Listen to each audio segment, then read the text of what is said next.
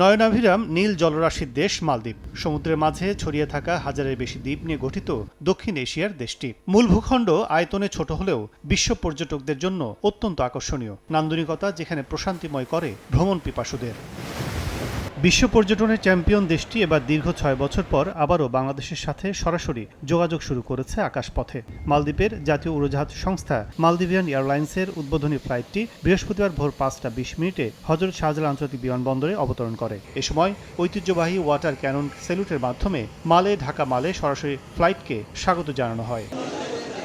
প্রাথমিকভাবে এই রুটে সপ্তাহে ২ দিন রোববার ও বৃহস্পতিবার ফ্লাইট পরিচালিত হবে। রিটার্ন টিকিটের ভাড়া শুরু $৩৯৯ যা বাংলাদেশি মুদ্রায় প্রায় ৪৭,৮৮০ টাকা। যাত্রীরা ৩০ কেজি ব্যাগেজ সুবিধা ও বিনামূল্যে অনবোর্ড খাবার সুবিধা পাবেন।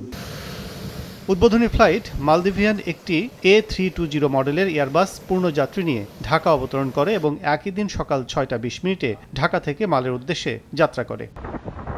নতুনভাবে ফ্লাইট চালুর মধ্য দিয়ে দেশটিতে থাকা প্রবাসী বাংলাদেশিদের যাতায়াত সহজ করা সহ বাংলাদেশ ও মালদ্বীপের দ্বিপাক্ষিক সম্পর্ক আরও গভীর হবে বলে মনে করেন সংশ্লিষ্টরা।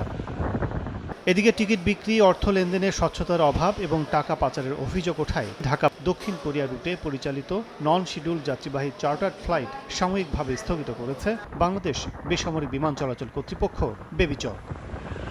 কাজল আব্দুল্লাহ, সময় সংবাদ, ঢাকা।